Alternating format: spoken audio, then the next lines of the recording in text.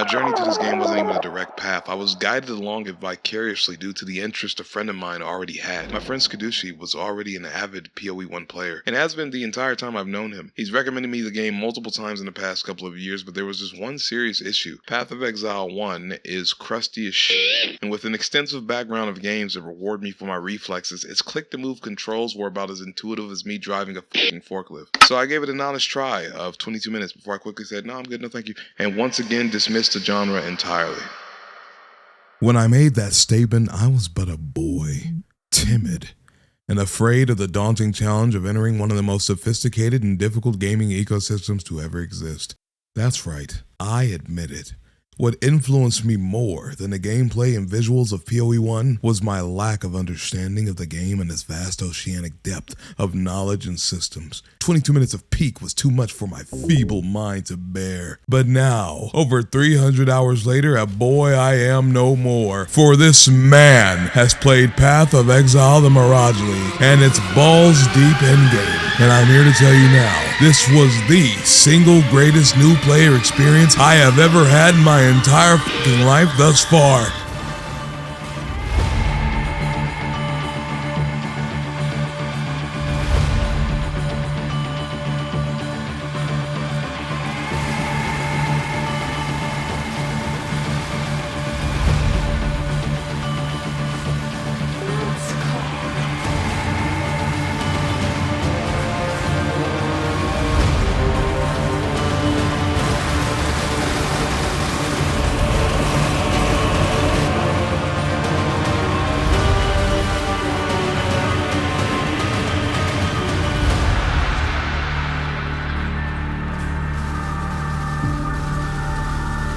However, objectively speaking, if it were up to the game itself, that would have been one of the most impossible hurdles to climb as one person I think any game would require to even get into its ecosystem. The result is a life-changing perspective on not only ARPGs, but I would argue video games as a whole. But the onboarding experience of this game feels like stepping into the cockpit of a plane, with all of your flight experience coming from GTA Online. That's where the first landmark of excellence presents itself in the realm of PoE. Its community. Between the talking and Kyridian of a friend I have named Skadushi, the toolkits, deep knowledge, and teachers deployed by the community itself, masters of the game with thousands upon thousands of hours, who've graduated gaming with a fucking doctorate, and the assistance of close friends who played with me like my homie Mabra Baratheon, aka Fortnite Jamal, would have been an undeniably tumultuous task of distinguishing my left hand from my right, turned into a smooth ride of exploration and growth. A shared experience is deeply important in cultivating a powerful community. And in regards to GGG, Path of Exile takes full advantage of that, and it adopted me as its newest son as a result. The hours I put into this went by like a f***ing blur. In March, I remember how foreign everything felt when I was walking on that beach and giving my stash tabs the most head-ass names imaginable, because life is too short not to take things too serious, and I get very serious about the nomenclature of my fictional journey. Yes, the Plutonian Bank, where I shall endow myself with the spoils of conquest. Even the gods will flush red with envy at the wealth I accumulate. So let's get this out the way. The vessel that drove me to the endgame was definitely not the story. While I won't say it's a completely unenjoyable romp, the first half of acts felt like some shit they glued together with duct tape held atop some popsicle sticks. If you held a gun to my head and told me to name 5 important story beats between Act 1 and 5, or suck dick for my life, I'm walking out that encounter with a sore throat and a stiff jaw, because the only thing I remember with absolute certainty is...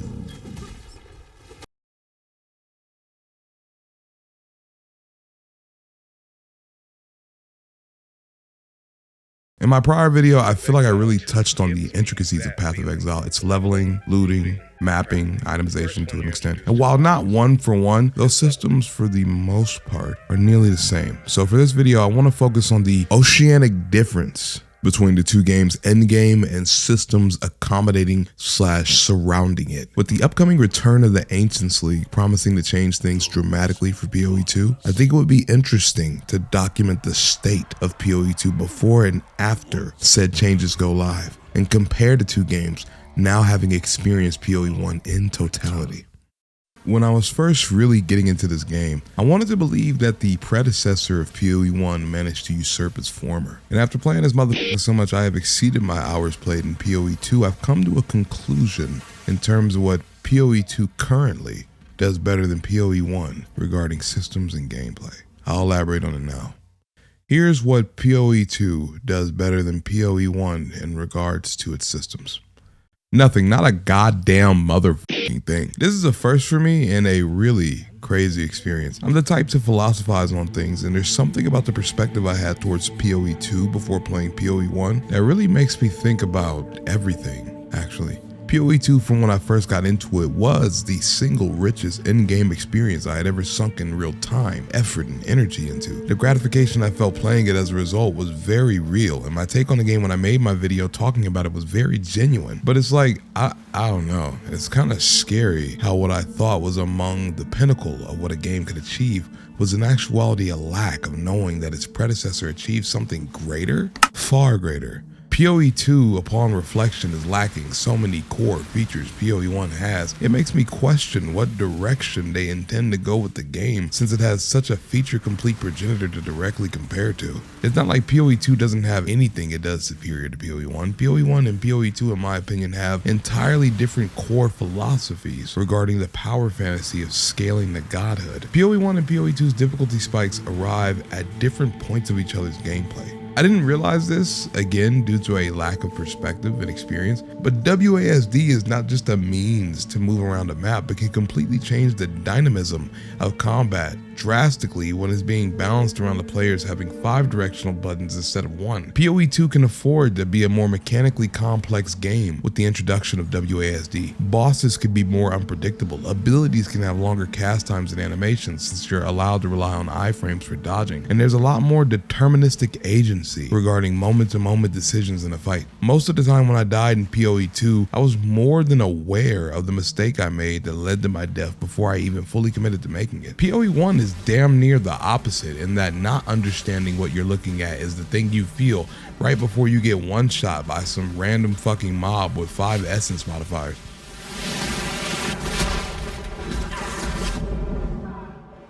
PoE 1 having less mechanical complexity means its difficulty arrives quicker and with greater punishment at knowledge checks rather than raw mechanics or skill checks. Knowing what to look out for, what to build, how to build it, what to fight, how to fight it, what to craft, how to craft it, where to go, and what to do is a much more profound series of questions requiring much more astute answers in PoE than most games I've played. In fact, if I did not have the abundant resources the community had already set out for new players, and my friend with 3,300 hours in the game, it was very likely, guaranteed, my first time would have seen me attempting to go at what I felt was a good build, only to arrive at acts 6 through 10 of the campaign and get mouthed by what surely would have been an insufferable amount of failed knowledge checks. It made me way more conscious about the symbiotic relationship between game and community, because every single aspect of my experience was assisted by people who already went through the trouble of figuring out what fucking sucked about the game as a first-time player. Having tools like Filter Blade, guides like Maxroll and Path of Building, and friends like Skadushi had a bigger impact on my first-time experience than any other thing tangential to me playing PoE. I don't even think the fact that I played PoE 2 would have been as beneficial as Skadushi in a Discord call. I finally understand the purpose of league starts too. They're meant to be comfortable, meant to be flexible in how you build them, and meant to be low cost, high efficiency builds that propel you in the map so you can have a smoother transition in the endgame. The one I chose was, the most popular build this league, the Hierophant Kinetic Fusilier Ballista Turret build. I did not hex you. This dweeb shit is very wordy, excuse me. This ballista turret build is one of my most favorite builds of all time. I'm not saying that for engagement or likes. Anyone who's ever played a PvE game with me knows one of my favorite playstyles is playing around totems or turrets, not necessarily pets. They're an entirely different thing, those who get it. And having those turrets / totems do passive income damage, freeing me from the burden of having to do 2 things at once so I could focus all my spastic energy on positioning. Roland and Axton from the Borderlands series, the Engineer from Risk Rain 2, Stratagems from Helldivers, and you get the point. This build in PoE, however, takes things to the most extreme in regards to reliance on said totems and allows you to set up a literal firing squad of ballista totems with a main hand spell as their primary attack. and with some wonky interactions with skill duration and attack speed, can turn what was a recent addition for spell wands into a Gatling gun of prismatic elemental death, turning an entire screen of enemies into a bandwidth and cigarette butts. Combine that with the Templar, who in my opinion is one of the coolest character classes I've ever played. And my entire campaign and early maps playthrough was almost trivialized with how good this build is. I almost never enjoy popular builds or characters in games, so this was a very unique case for me where I ended up playing the most sought after thing in a game. And I gotta say, I get why it's so sought after. Watching enemy after enemy get turned into impact frames by 1,000 key blasts while I do my best not to get turned into Vegemite by the Shaper throwing out Kamehamehas was way more engaging and rewarding than I initially thought it'd be. What I didn't understand, however, was how hard my ass would get rammed by the higher difficulty red maps, assuming it'd be as easy of a transition in PoE 1 as it was in PoE 2. This game is really hard to talk about to someone who hasn't experienced it, because even in gameplay as simple as me sprinting into maps and clearing screen-wide mobs, there's so much going into this interaction that's underneath the surface that the informational overload to untrained eyes would feel like you need a PhD in gaming to even know what the fuck to look at or know what I'm talking about. It's not just all the intricacies and steps that went into crafting the gear that goes into my build. It's not just speccing out my perk tree so I can min-max my stats and grab all the notables that even make my build function. It's not just all the intricacies and steps that went into juicing my maps to get the most out of playing them. It's not just knowing what maps to juice because of their layouts, exclusive drops, and synergy with my build. It's not just knowing what to even look for in these maps in the first place before running them. It's the fact that everything I just described to you in its totality still isn't even half of what the game has to offer in terms of its systems, and not even a third of what it has to offer in terms of its rewards. Watching high-level PoE versus playing the game itself is one for one like watching an artisan or a mathematician perform their sketches or calculations versus your attempt at scribbling a thing or maneuvering an equation. And the representatives of this community have made it look so easy that if you're not careful, it'll trick you into thinking that their gameplay is even achievable. Seriously, what the f is Fub Gun doing? He's just aura stomping through crowds and making 7 trillion gold. In a way, without overtly telling you through guardrail tutorials or explanations, the game forces you to engage with its systems. If you genuinely want to navigate the endgame effectively, you have to explore what is there to understand what is available for you to progress throughout and gain the knowledge, crafting items, and gear to equip yourself enough to transcend the ladder of obtainable goals to reach the peak of PoE's endgame. And this is where I feel currently, at least before the single largest update either game has ever had. PoE 1's endgame supersedes PoE 2's in ways you really can't ignore. PoE 1's endgame feels like a mountainous climb layered like a pyramid, where my exile ascends to the top of said hierarchical structure with each progressive action proceeding towards a clearly defined goal. Because those goals are so clearly defined, the focus on navigation isn't like the feeling of stumbling about I get in PoE 2, but rather a concise plan of action on the steps I need to take to achieve the most I can get out of the endgame in Atlas Tree, with the peak of that climb quite literally being the pinnacle bosses that await for me at the end of each corner of the Atlas map itself. The Shaper and the Elder, the Awakener of Worlds, the Eater of Worlds, the Searing Exile, and Satan, First of the Fallen. This bitch Maven was so traumatizing of a first experience. She gave me a new core memory in my late 20s. In my history of playing video games, there has never been a boss in my life that successfully reaped 22 souls from me before I finally beat them. In fact, it was Maven incinerating my asshole that incentivized me to explore the many different endgame activities that were available for me to farm, grind, and grow in. And I ended up immersing myself further with Delve, Heist, understanding how Blight works, understanding how the Genesis tree works, how expeditions work, realizing in the hundreds of hours I spent learning these mechanics that there were still entire aspects I didn't explore, like the King's March City Builder, the Forbidden Sanctum, or the Horrorcraft Station, that made me have an epiphany in the differences between PoE 1 and 2, and why, despite this game being a much older one, still vastly outperforms its own sequel and kept me as engaged and immersed as it did for as long as it did.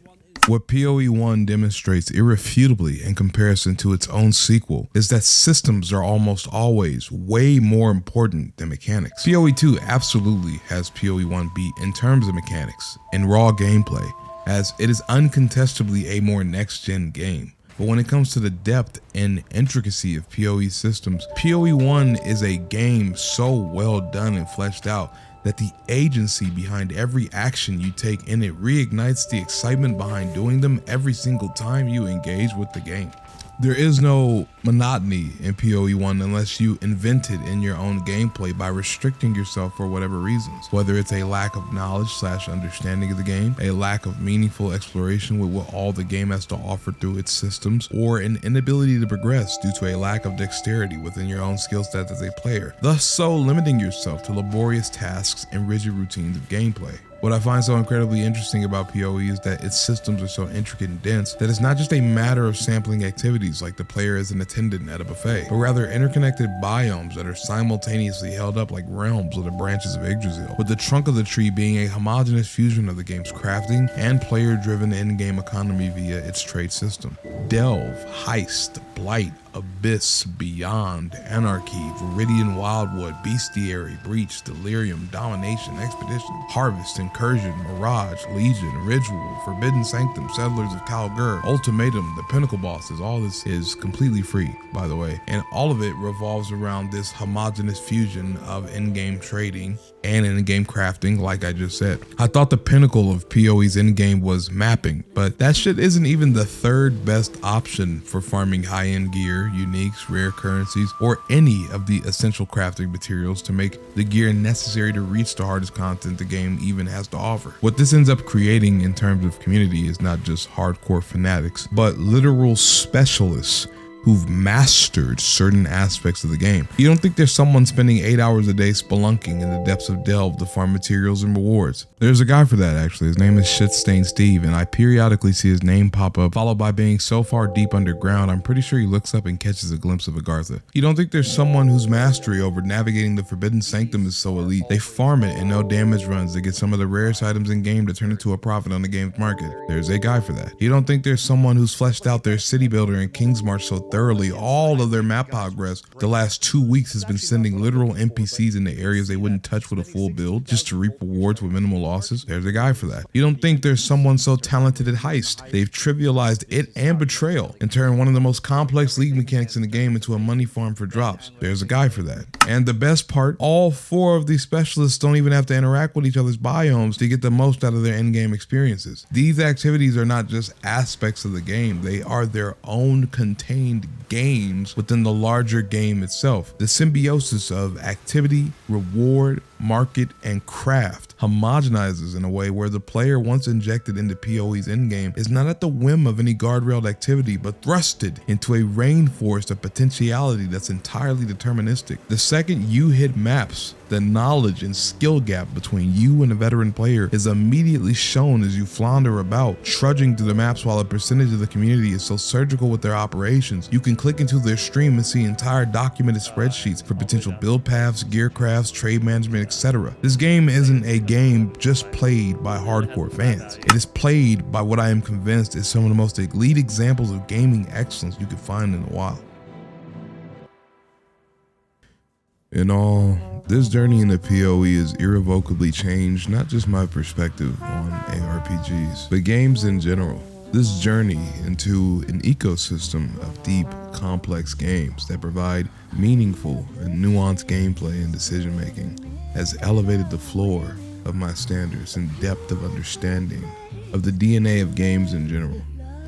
I am beyond proud to have experienced firsthand the excellence that exists within these 2 ecosystems, and I am beyond lucky that I have had friends and mentors to help make my navigation of it as smooth as possible.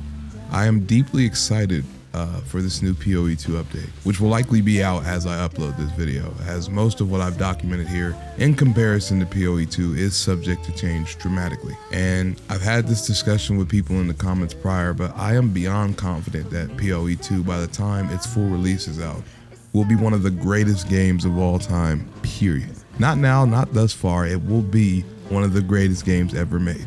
Return of the Ancients presents me, as a content creator, a very interesting opportunity to do an in-depth before and after of the game's systems, as well as documenting the emergence of this great game. But I couldn't even begin to understand the differences and improvements without first visiting the game that predates it all and influences its development, Path of Exile 1. The Mirage League was an outstanding entry into the game.